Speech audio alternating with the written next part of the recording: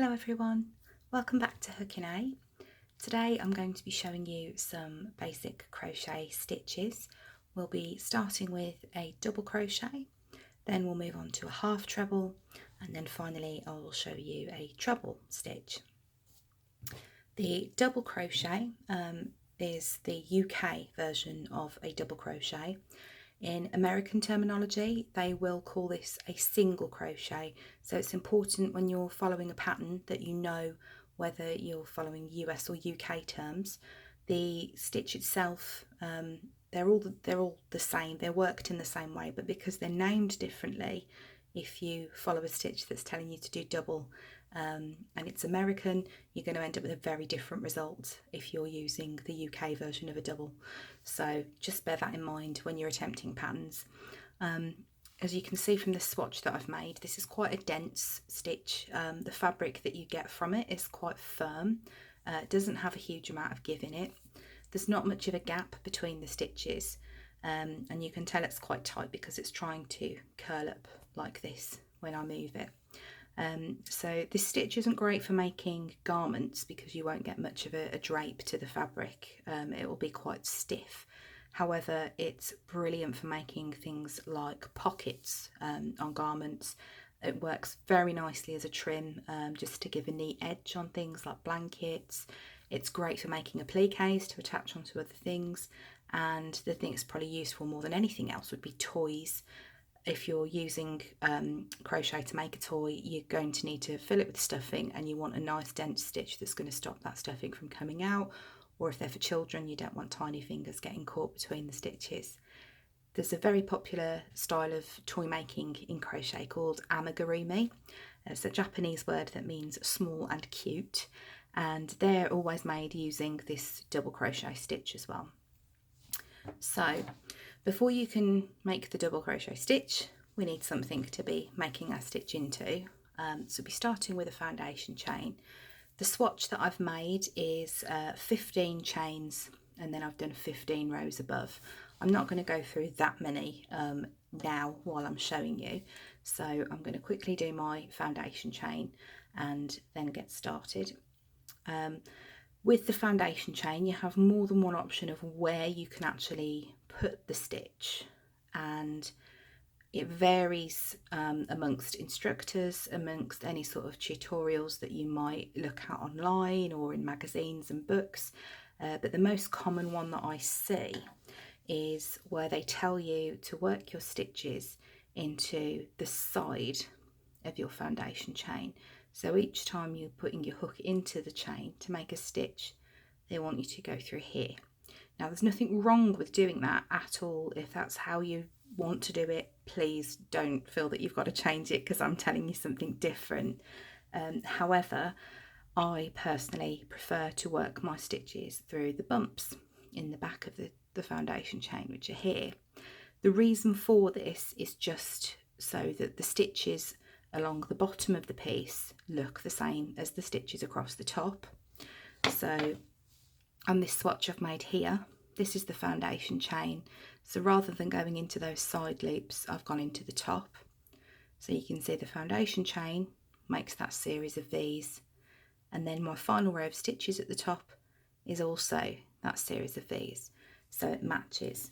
If you were to make it with going through the side of the chain, you end up with a slightly different look to it, which is on this one here. You can see, although it's still neat and it's uniform, that little bump is just sticking out at the bottom, so it doesn't look exactly the same as the top edge. So it's purely an aesthetic thing. It's not a functional thing at all, and it is personal preference. But because I want to show you how I do things, obviously I'm going to go with my preferred option, which is working under the bumps. So I've done my chain to begin with, and what I want to do now is my first stitch. So the first thing that you need to do for a double crochet is insert your hook into the stitch. So I'm going from front to back under that bump, and then all we do with this, we've already got our hook behind the yarn that we're working with rather than beginning with it in the front like with the foundation chain. is I'm going to pull that working yarn back to the front of it, and then the same motion as we use for making the foundation chain, the hook is coming on top and in front, it swings underneath, rolls over and pulls back through both loops that are on the hook, and that's your first double crochet. So to do your next one, I'm going to go into the next bump on the foundation chain, and the hook goes in from front to back, catches the yarn, and we're going to pull that back through the way we just came, like this. And now there are 2 loops on my hook, and I'm going to use the same motion as I did for making the chain, which is under the yarn, turn the hook over and pull it back through, and it's going through 2 loops that are on the hook, back to 1 more. So I'll do another one, front to back under the bump, yarn over the hook, pull the working yarn through that bump, and then same action as with the chain, from front to back underneath the working yarn, yarn over the hook and pull through both loops that are on the hook. And then if I just pull this up a little bit and take the hook out, I can show you close up. You can see that we've got these little V shapes on the top, which are the same as what the stitches look like on your foundation chain, and it makes almost a T shape here. I'll just try and zoom this in a little bit more, and they're quite small stitches, so it can be a little bit difficult if you're trying to count. Rather than counting the V shapes on top, I prefer to count the posts. So this is called the post part of the stitch, just because it's a little bit easier. If you need to count how many stitches you've done, you can just about pull between those rather than trying to count those along the top. So what I'm going to do is just very quickly do a couple more stitches, and then I'm going to show you how we start the next row. As I've told you from the swatch, the rows go up like this, so I'm going to show you how we get on to do the next bit at the top. So obviously I'm doing these a lot quicker than I would if I was trying to show you, just to get a few more of them done. That'll do. So now what we want to do to work our next row, we're going to have to turn this over. If you imagine how a typewriter works, you're going to go up and across and up and across and up and across each time. So I'm going to turn this around, and now I'm looking at the back of the stitches, and so that I can get some height, these are about 1 chain high, I'm going to just do 1 chain as if I were creating another foundation chain, but just 1. And then this time we're going to go under that whole V shape that we've got on the top, and that's where we're going to make our stitch. So it goes from front to back. Just move this working yarn out of the way so you can see I've got my little V shape there, front to back underneath, and then it's exactly the same motion as we were doing before. So we're going to pull the yarn through, bring it to the front of the work. Now I've got 2 loops on my hook, and then I'm going to catch the yarn and pull it through both of those loops. So I'll go through that again. Here is my V shape, which is the top of the stitch below, and the hook's going to go under both of those strands. So I'm just going to try and bring this a little bit closer so you can see it's gone all the way through under those 2 strands there. Catch the yarn, pull through to the other side, 2 loops on the hook, and then we're going to yarn over and pull it through both of those loops. So you keep going that way until you reach the last stitch in the row, and then you would do the same thing again to turn.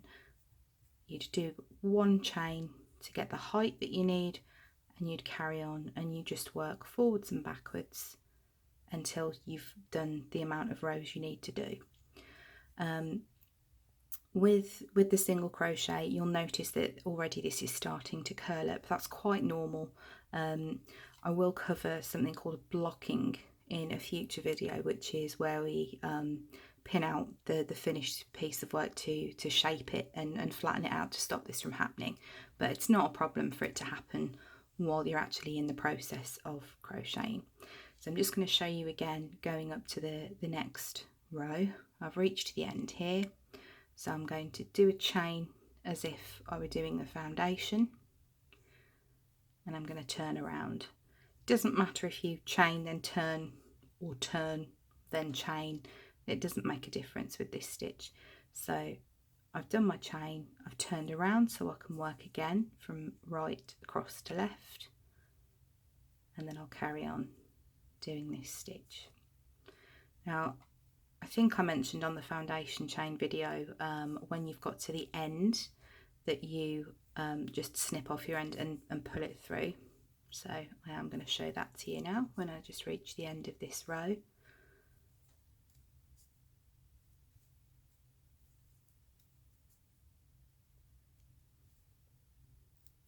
Sorry if you can hear the little threads in this yarn snapping as well. It's this is a cotton and acrylic blend.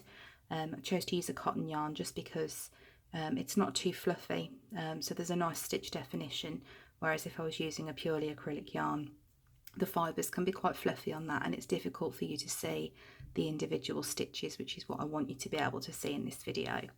And because I've turned around and then gone back and come again, on this second row here we're actually looking at the back of the stitch, and then the first row and this third one we're looking at the front.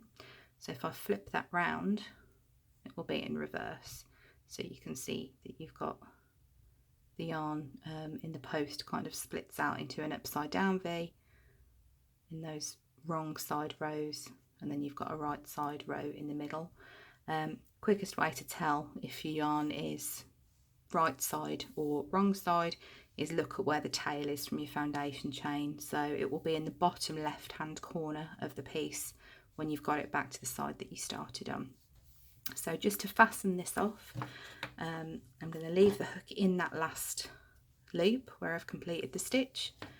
I'm going to cut the yarn like so, and then pull through as if I was going to make a chain, but just keep pulling it all the way through, and there we go. And as I was saying to you about the top and the bottom looking the same, you can see here's my row of completed stitches, and that's the top of them. And if I turn this over, you can see that the bottom looks the same as that. It's just in the opposite direction. So we've got a matching edge. So that's your double crochet.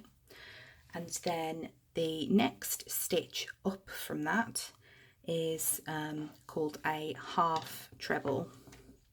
So it's half treble because it starts off in the same way as the treble stitch would, but we pull the yarn through the loops that are on the hook instead of making another motion.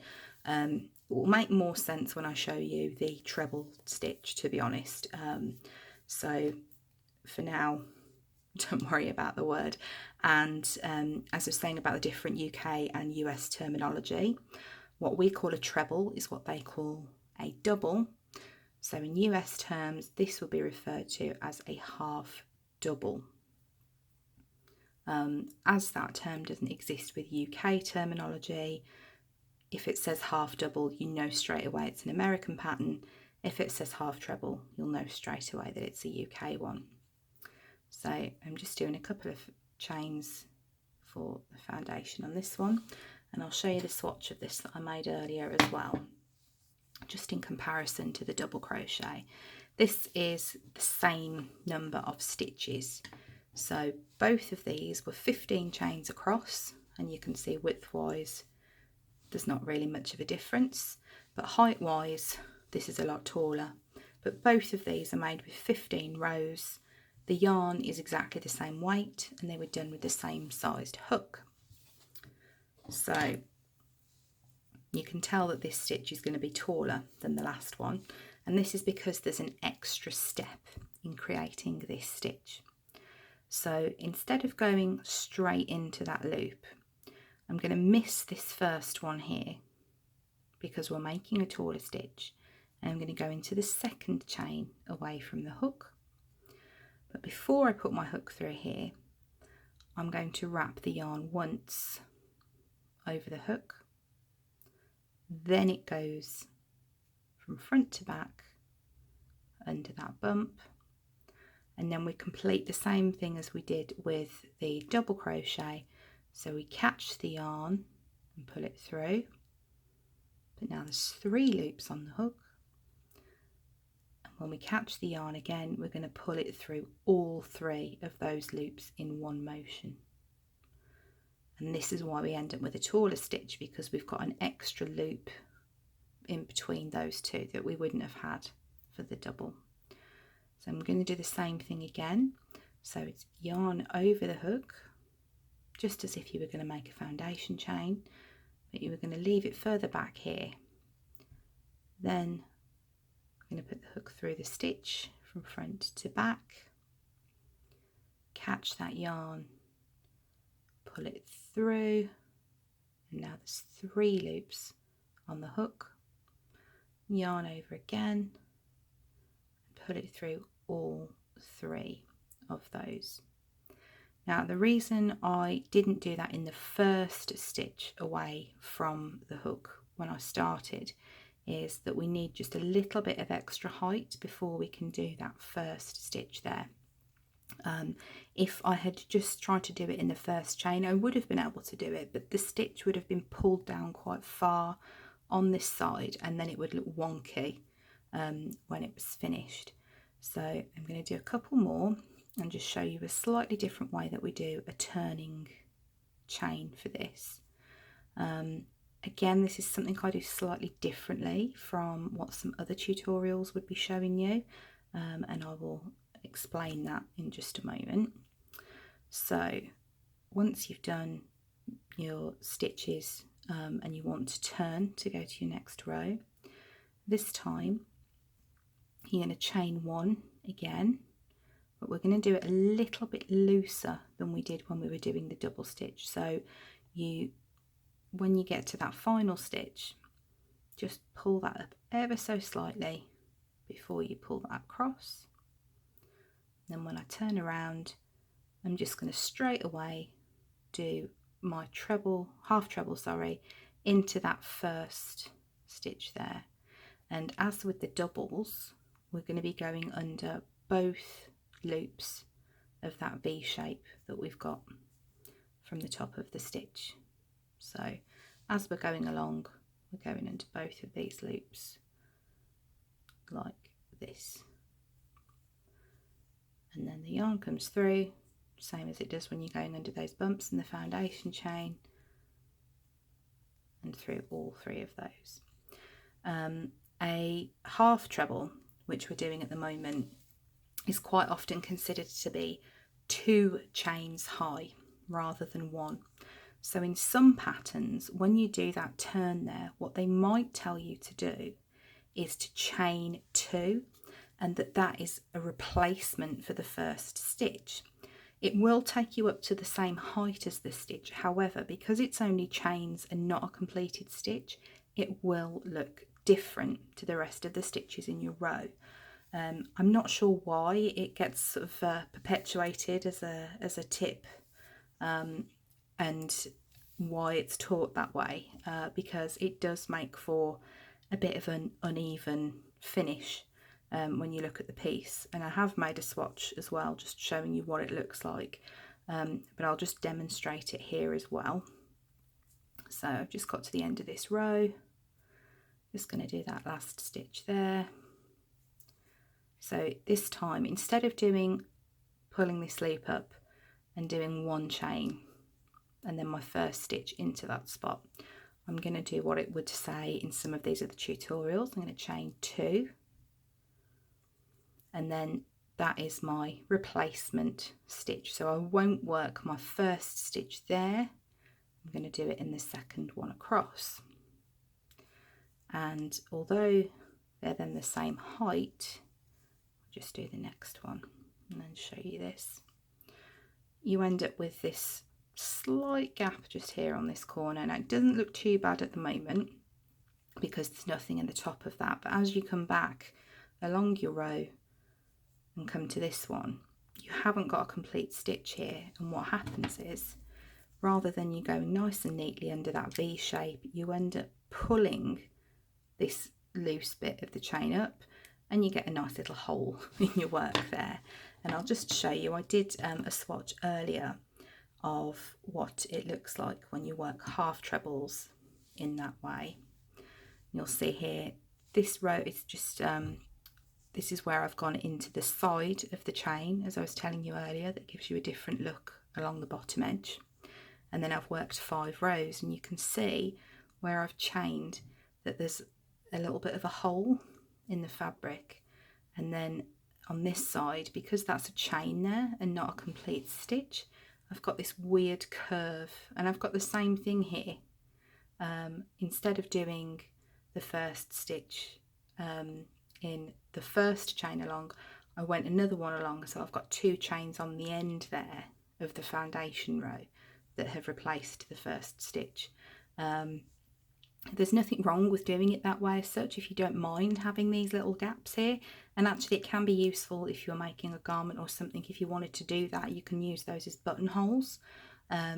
What I used to find is when I did it when I was learning, is that when I came to sew the ends in, I would always sew them up across that just to hide it, but you're making extra work for yourself and you don't get such a neat finish as you would working it the way that I was just showing you. So this is 15 rows of half treble, again on 15 chains to begin with, and you can see that on these edges it's a lot neater. I haven't got these gaping holes, and you'll see that the stitches are quite close together on the ends, so you haven't got any of these large gaps that you'd have with this. So that's half treble. Half treble, and similar to the double, it's quite dense, but it does have a little bit more stretching. You can use it for edgings. You could probably get away with making a toy with this. The holes aren't too big, and you could make a garment out of it as well. It's not quite as dense and stiff as the double crochet is. It's just that because it's a shorter stitch, it would take you a little bit longer than it would if you're working in trebles, which we're going to look at now. So you can see this is a lot taller than the other swatches. This is also 15 rows tall. If I show you the difference between that and the double crochet, it's a lot taller, and then the difference between this and the half treble, again, it's a lot taller. And of course this uses more yarn up. However, the same amount of stitches, you've got a lot more work. So these are considered to be 3 chains tall, which is why we call them a treble. In US terminology, they'll call this a double, which is obviously quite different to our double. So I'm just going to get started and do a foundation chain.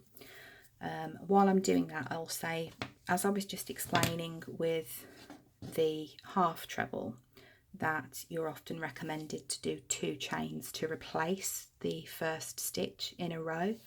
With treble, you're also recommended to replace the first stitch in a row with chains, but with 3 chains. And again, you end up with this problem of a bit of a gap in the piece of work, and I will show you that in just a second. And I've just done a couple more chains for this. So that's it done with an actual treble stitch at the end of each row.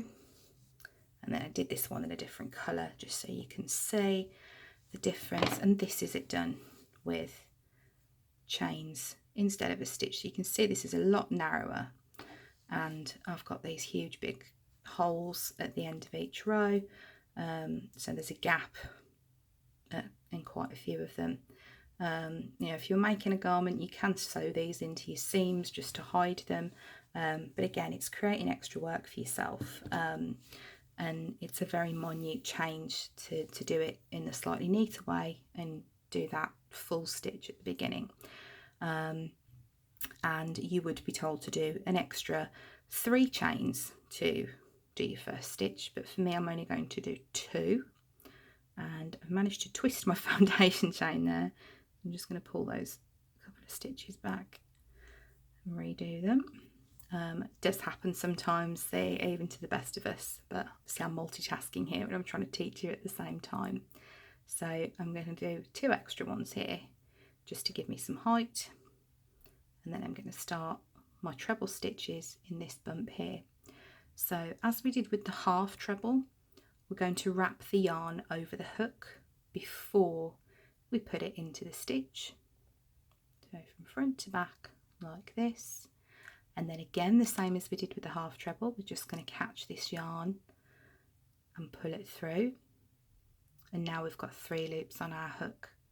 This time, instead of pulling the yarn all the way through those 3, we're only going to pull it through the first 2 like this,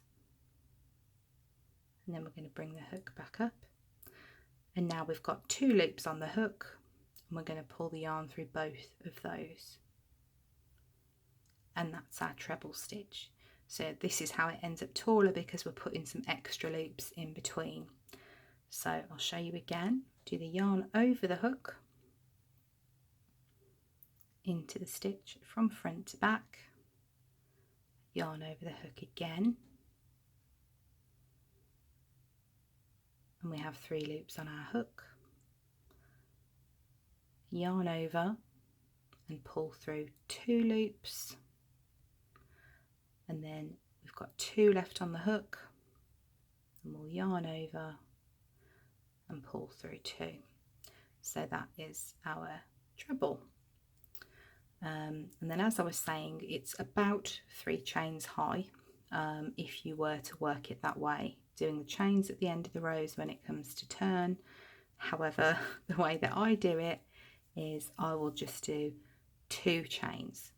So we've got 1 chain, 2 chains, turn, and then I'm actually going to work my first treble into that first stitch. I'm not going to miss that out.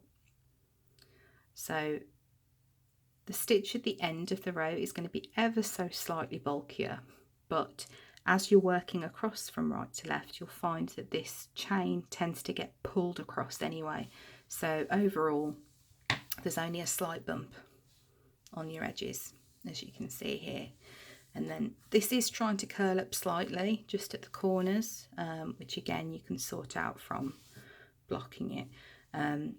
This stitch is the most commonly used, I would say, especially in making clothes, making blankets, popular kind of things that a lot of people like to make when they first get started with crochet. This stitch is probably the most versatile because it's got a lot more give in it. You can see that the fabric that it makes is very floppy, very soft, so it has a very nice drape to it when you're making clothes, that kind of thing.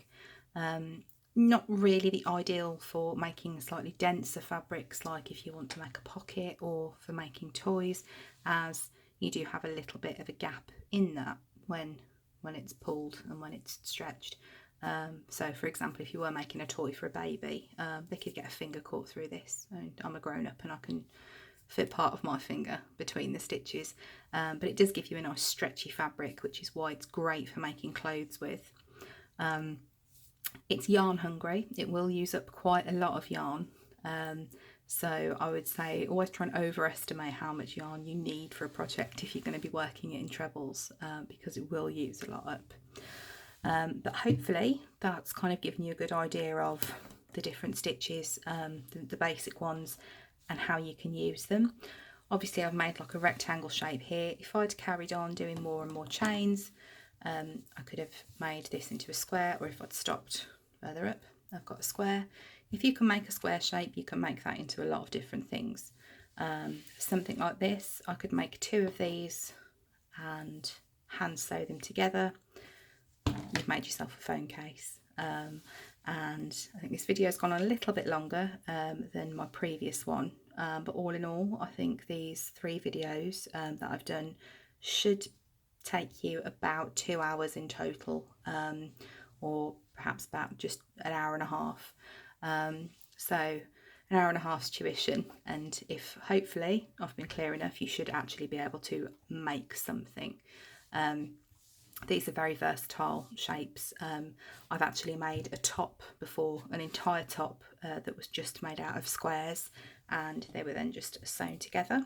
So, you know, your imagination is the limit with something like this, and this is why I find crochet so versatile, as even just simple shapes can be made into other things, and it doesn't take a lot to actually get going and making real useful things with it. What I'm going to do is I will do a few more videos of showing you some other techniques. So because once you've made these, obviously we've got these ends. In the next video I will cover sewing your ends in, or hiding those in the stitches so that you don't have to sew them in at the end at all. That will be a very quick one. And then what I'd also like to show you is how we work in the round. So crocheting in a circle, which you can use for making hats, is probably the most common thing that people start with.